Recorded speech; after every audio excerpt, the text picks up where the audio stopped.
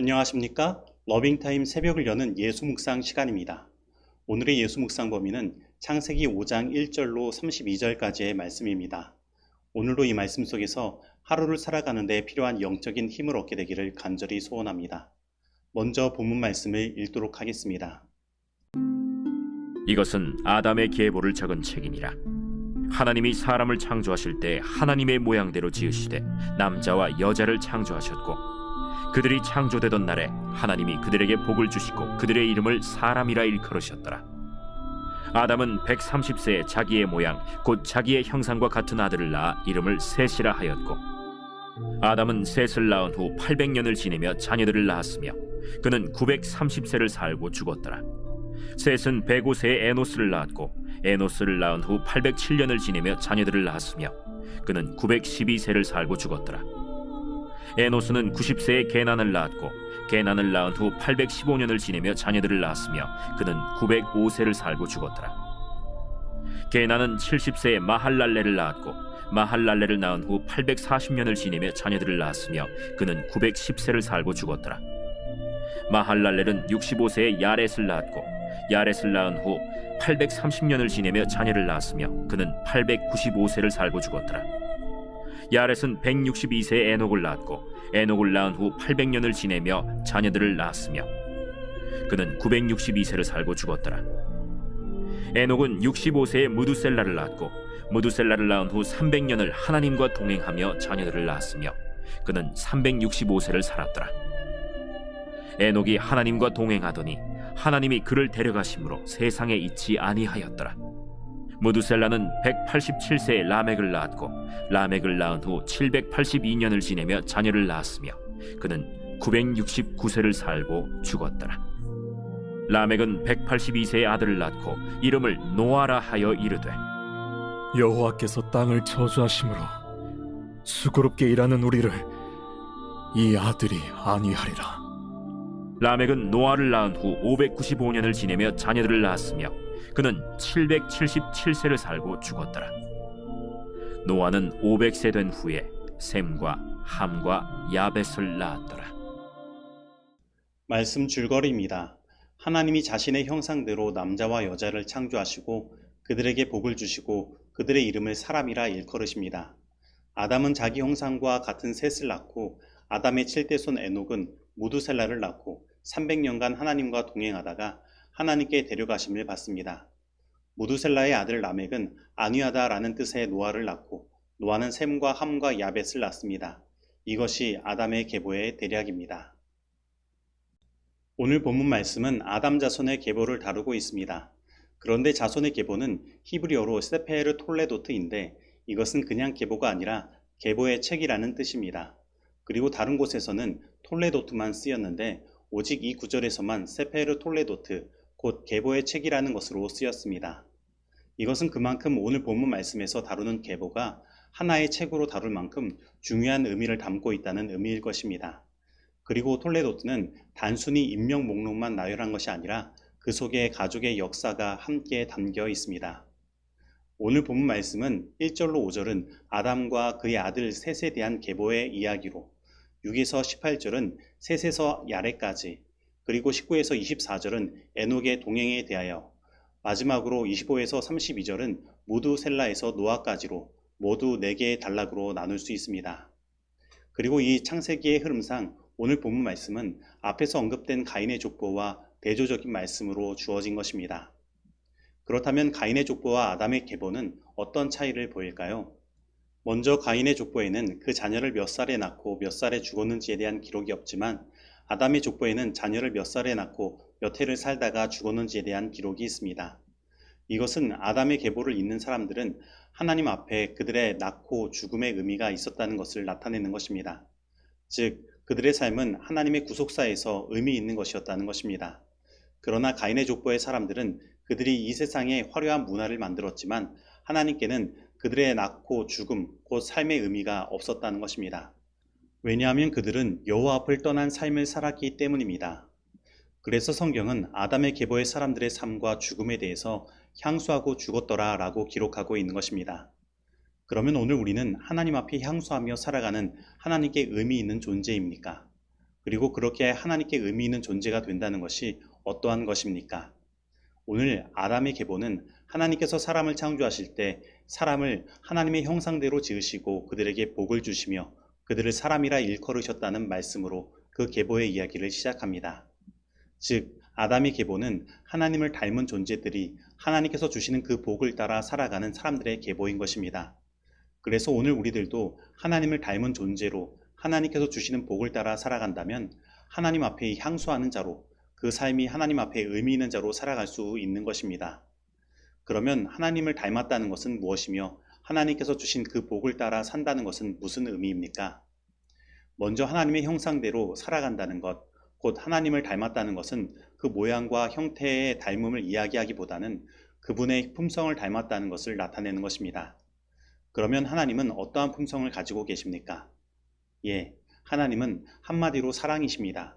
그래서 하나님은 우리가 서로 사랑하며 살 수 있도록 남자와 여자를 창조하셨고 그 이름도 사랑과 닮은 사람이라 지어주신 것입니다. 그리고 하나님께서 언급하신 복의 첫 번째 기능은 창세기 1장에서 언급하신 것처럼 생육하고 번성하는 생명을 이어가는 것입니다. 그런데 사람은 죄를 범함으로 말미암아 흙으로 돌아가 죽을 수밖에 없게 된 것입니다. 그래서 하나님께서는 이 죄로 인하여 죽을 수밖에 없는 우리들을 살 수 있도록 구원하여 주십니다. 바로 예수 그리스도께서 우리를 대신하여 우리의 죄값을 십자가에서 치러 주심으로 말미암아 우리는 생명을 이어갈 수 있는 것입니다.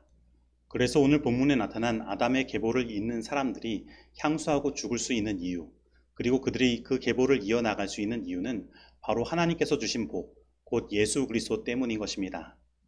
예수님께서는 당시에 아직 이 땅에 구세주로 오시지 않으셨지만 예수님의 십자가의 구원의 능력은 과거로부터 현재 그리고 미래의 모든 죄를 해결하실 수 있는 것입니다. 그래서 오늘 우리는 이 아담의 계보 속에서도 하나님께서 우리에게 주신 복음을 발견하고 예수 그리스도를 발견할 수 있는 것입니다. 그리고 하나님은 오늘 이 본문 말씀을 통해 우리들도 하나님의 품성을 닮은 존재로 살아가며 예수 그리스도를 통해 생명을 이어가기를 바라시는 것입니다. 그런데 어떤 분들은 이렇게 이야기할 수 있습니다. 오늘날 이 죄악된 세상을 살아가려면 가인의 족보의 사람들과 같이 살아가야 하는 것 아닙니까?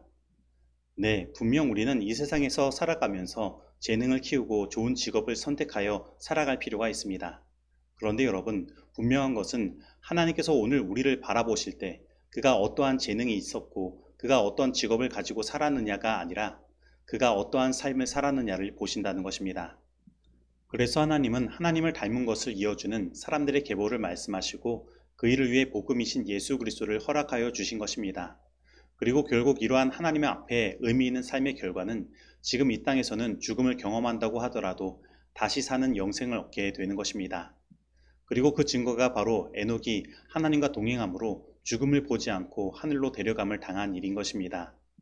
에녹은 이 죄악 세상에서 살았지만 하나님과 동행했습니다. 그것도 그가 자녀를 낳고 300년 동안 하나님과 동행한 것입니다. 그러면 왜 하필 성경은 그가 자녀를 낳고 300년 동안 하나님과 동행하였다고 말하고 있을까요? 그것은 분명 그가 자녀를 낳고 하나님의 마음을 더 깊이 이해했기 때문일 것입니다. 사실 에녹은 이 타락한 세상, 곧 하나님의 심판을 받을 세상에 대한 하나님의 경고를 노아보다 먼저 들은 사람입니다. 그래서 유다서 14에서 15절은 에녹이 그 시대에 불경건한 사람들에게 심판의 메시지를 전하였다고 말하고 있는 것입니다. 그리고 그의 아들의 이름은 무드셀라인데 그 이름의 뜻이 이 아들이 죽으면 심판이 임하리라 입니다. 에녹은 자신의 자녀를 낳자마자 이 아들의 죽음의 이야기와 함께 세상의 심판의 소식을 들은 것입니다. 여러분, 그때 에녹의 가슴이 얼마나 먹먹하고 답답했을까요? 그래서 에녹은 자신의 자녀를 생각하는 나의 마음도 이렇게 아픈데 우리를 창조하신 하나님의 마음은 어떠할까를 생각하고 하나님과 동행하며 세상의 심판의 메시지를 전한 것입니다. 그래서 하나님과 동행하는 것은 어려운 일이 아닙니다. 하나님의 마음을 나도 느끼며 이해하는 것이 동행입니다. 그리고 그 하나님의 뜻대로 살아가며 하나님의 그 복음의 말씀을 전하는 것이 바로 동행인 것입니다. 아담의 계보는 바로 오늘 우리들에게 이러한 동행의 삶을 요구하고 있는 것입니다. 노아의 홍수로 세상을 심판하시기 전에 에녹이 등장하여 죽음을 보지 않고 하늘로 올리움을 받은 것처럼 하나님은 세상의 마지막 심판 전에 하나님과 동행하는 또 다른 에녹이 바로 우리가 되기를 바라시는 것입니다. 모두셀라는 세상에서 가장 오래 산 사람입니다. 그가 그렇게 오래 살 수 있었던 이유는 하나님의 은혜가 이 죄악 세상을 구원하기 위해 그렇게 오래 붙잡고 계셨음을 보여주는 것입니다. 바로 하나님은 한 사람이라도 더 구원하기를 원하신 것입니다. 그리고 에녹은 바로 그러한 마음을 가지고 말씀을 전한 것입니다. 그러므로 오늘 우리는 이러한 하나님의 마음을 알고 우리도 한 사람이라도 더 구원하기 위해 말씀을 전하는 사람이 되어야 할 것입니다. 그러면 오늘 우리들은 에녹이 살아서 하늘에 올리움을 받은 것처럼 우리도 죽음을 경험하지 않고 하늘로 올리우는 특권을 누리게 될 것입니다. 형제들이여, 아침 저녁으로 가정에서 가족들과 함께 기도하라. 그대의 골방에서 열렬하게 기도하라. 그대의 날마다의 일과를 수행하는 중에도 심령을 기도로 하나님께 들어 올려라. 에녹이 하나님과 동행한 것은 이런 방법으로였다.